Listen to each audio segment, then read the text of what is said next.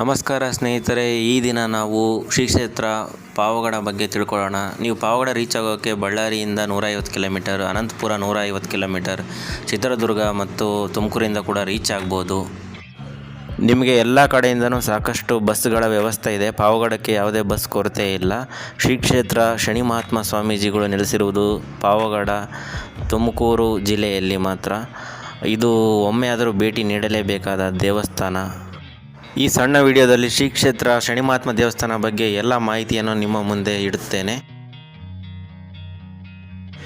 ಇದು ಶನಿ ಮಹಾತ್ಮ ದೇವಸ್ಥಾನ ಹತ್ರ ಇರುವ ಲ್ಯಾಂಡ್ ಮಾರ್ಕ್ ಸರ್ಕಲ್ ಅಂತ ಹೇಳ್ಬೋದು. ಈ ಸರ್ಕಲ್ನ ನೆನ್ಪಿಟ್ಕೊಳ್ಳಿ. ಇದು ದೇವಸ್ಥಾನ ಕಡೆಯಿಂದ ಎಲ್ಲ ದಿಕ್ಕುಗಳಿಂದ ಬರುವಂಥ ರಸ್ತೆಗಳು ಈ ದೇವಸ್ಥಾನದ ಮುಂದೆ ಇರ್ತಕ್ಕಂಥ ಈ ಸರ್ಕಲಲ್ಲಿ ಸೇರುತ್ತವೆ. ಈ ಸರ್ಕಲಿಗೆ ಬಂದರೆ ಮುಗೀತು, ನೀವು ದೇವಸ್ಥಾನ ರೀಚ್ ಆದಂತೆಯೇ.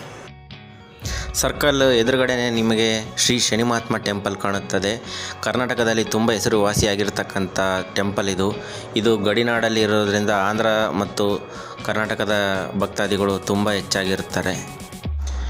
ಶನಿವಾರ ಮತ್ತು ಸೋಮವಾರ ತುಂಬ ಹೆಚ್ಚು ಸಂಖ್ಯೆಯಲ್ಲಿ ಭಕ್ತಾದಿಗಳು ಇರ್ತಾರೆ. ಮತ್ತು ಕಾರ್ತಿಕ ಮಾಸದಲ್ಲಿ ನಾಗರ ಅಮಾವಾಸ್ಯೆಯಲ್ಲಿ ತುಂಬ ಭಕ್ತಾದಿಗಳು ಈ ನೆಲೆಗೆ ಬರುತ್ತಾರೆ. ಈ ದೇವಸ್ಥಾನದ ಟ್ರಸ್ಟ್ ಕಡೆಯಿಂದ ರೂಮ್ಗಳು ಸಹ ಸಿಗುತ್ತವೆ. 400 ರೂಪಾಯಿಂದ 600 ರೂಪಾಯಲ್ಲಿ ಒಳ್ಳೆ ಸುಸಜ್ಜಿತವಾದ ಎಲ್ಲ ವ್ಯವಸ್ಥೆಯಿಂದ ಕೂಡಿರ್ತಕ್ಕಂಥ ರೂಮ್ಗಳು ಸಿಗುತ್ತವೆ. ಕೇವಲ ದೇವಸ್ಥಾನದಿಂದ 100 ಮೀಟರ್ ಮಾತ್ರ ಅಂತರ ಇರುತ್ತದೆ. ನೀವು ಒಂದು ಆಧಾರ್ ಕಾರ್ಡ್ ತೊಗೊಂಡೋಗ್ಬಿಟ್ರೆ ವಿತಿನ್ 5 ಮಿನಿಟ್ಸಲ್ಲಿ ನಿಮಗೆ ರೂಮ್ ಅನ್ನೋದು ಸಿಗುತ್ತದೆ. ರೂಮ್ನಲ್ಲಿ ಎಲ್ಲ ಕಾಟ್ಗಳು, ಬೆಡ್ಶೀಟ್ಗಳು ಮತ್ತು ಒಳ್ಳೆ ನೀರಿನ ವ್ಯವಸ್ಥೆ ಮತ್ತು CC ಕ್ಯಾಮ್ರಾ ವ್ಯವಸ್ಥೆ ಮತ್ತು ರೂಮ್ ಹತ್ರ ಪಾರ್ಕಿಂಗ್ಗೆ ಸಮಸ್ಯೆ ಆಗಲಾರ್ದಂತೆ ಪಾರ್ಕಿಂಗ್ ವ್ಯವಸ್ಥೆ ಕೂಡ ಕಲ್ಪಿಸಲಾಗಿದೆ.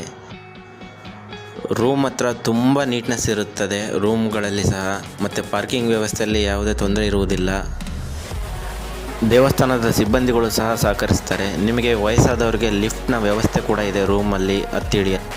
ದರ್ಶನಕ್ಕೆಂದು ಹೊರಟೆವು. ದರ್ಶನದ 100 ರೂಪಾಯಿ ಟಿಕೆಟಲ್ಲಿ ಇಬ್ಬರಿಗೆ ಅವಕಾಶವಿರುತ್ತದೆ. ಚಿಕ್ಕ ಮಕ್ಕಳಿದ್ದರೆ ಅವರಿಗೆ ಫ್ರೀ ಇರುತ್ತದೆ. ಆ 100 ರೂಪಾಯಿ ಟಿಕೆಟಲ್ಲಿ ಒಂದು ಪ್ರಸಾದ ಸಹ ಸಿಗುತ್ತದೆ, ಸಣ್ಣ ಲಡ್ಡು ಸಹ ಸಿಗುತ್ತದೆ. ಆ 100 ರೂಪಾಯಿ ಟಿಕೆಟಲ್ಲಿ ಒಳ್ಳೆ ದೇವಸ್ಥಾನದ ಎದುರುಗಡೆ ಪೂಜೆಯನ್ನು ಮಾಡಲು ಕುಳಿತುಕೊಳ್ಳಲು ಗಜನ್ನು ಕೊಡುತ್ತಾರೆ. ದೇವಸ್ಥಾನಕ್ಕೆ ಹೊರಟಾಗ ಒಳ್ಳೆಯ ಟ್ರೆಡಿಷ್ನಲ್ ಡ್ರೆಸ್ಗಳನ್ನು ಪಾಲಿಸಬೇಕು. ಯಾಕಂದರೆ ಶನಿ ಮಹಾತ್ಮ ದೊಡ್ಡಾತ ಎಂದು ಎಲ್ಲರಿಗೂ ತಿಳಿದೇ ಇದೆ. ನಾವು ಹೊರಟಿದ್ದು ಬೆಳಗ್ಗೆ 6 ಗಂಟೆ ಪೂಜೆಗೆ. ಅಲ್ಲಿ ತುಂಬ ರಶ್ ಇತ್ತು, ಆದರೂ ಸಹ ಕುಳಿತುಕೊಂಡೆವು.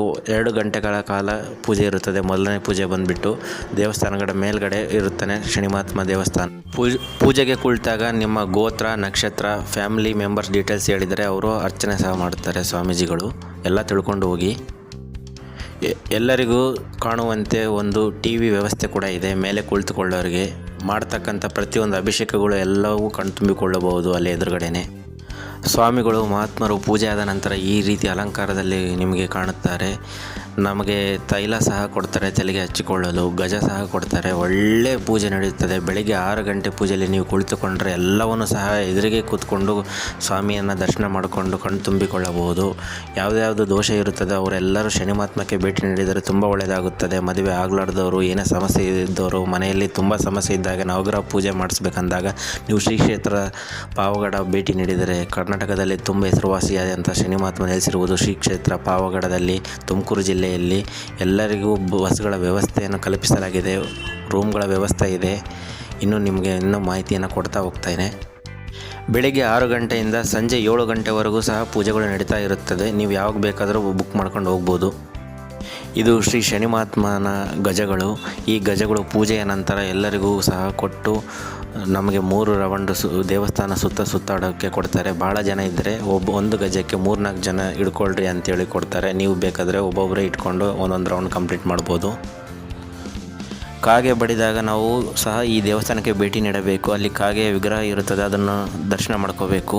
ನಂತರ ಅಲ್ಲಿ ಒಳಗಡೆ ಯಾವುದೇ ರೀತಿಯ ಕಾಯಿ ಹೊಡೆಯುವುದಿಲ್ಲ. ಒಳಗಡೆ ಏನಿದ್ರು ನಿಮಗೆ ಹಾಲು, ತುಪ್ಪ, ಎಣ್ಣೆ ತಗೊಂಡೋಗ್ಬೋದು. ಹೊರಗಡೆ ನಿಮಗೆ ಕಾಯಿ ಹೊಡೆಯುವ ವ್ಯವಸ್ಥೆ ಇರುತ್ತದೆ.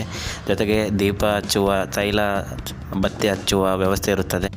ದೇವಸ್ಥಾನಕ್ಕೆ ಭೇಟಿ ನೀಡಿದಾಗ ಹಾಲು ಕೊಂಡೊಯ್ಯಿರಿ. ಹಾಲು ಸ್ವಾಮಿಗೆ ಅಭಿಷೇಕಕ್ಕೆ ಬಳಸ್ತಾರೆ. ಹಾಲು, ತುಪ್ಪ, ಎಣ್ಣೆ ಇವೆಲ್ಲವೂ ಒಳಗಡೆ ಬಳಸಲಾಗುತ್ತದೆ. ಅದು ಬಿಟ್ಟರೆ ನೀವು ಕಾಯಿ ಏನಾದರೂ ತಗೊಂಡೋದ್ರೆ ಹೊರಗಡೆ ಹೊಡಿಬೇಕು. ಮತ್ತು ನಿಮಗೆ ಅಲ್ಲಿ ಬತ್ತಿ ಕೊಡ್ತಾರೆ, ಬತ್ತಿನೂ ಸಹ ಹೊರಗಡೆ ಹಚ್ಬೋದು. ಅದೆಲ್ಲ 100-120 ರೂಪಾಯಲ್ಲಿ ನಿಮಗೆ ದೇವಸ್ಥಾನದ ಹತ್ರನೇ ಸಿಗ್ತವೆ.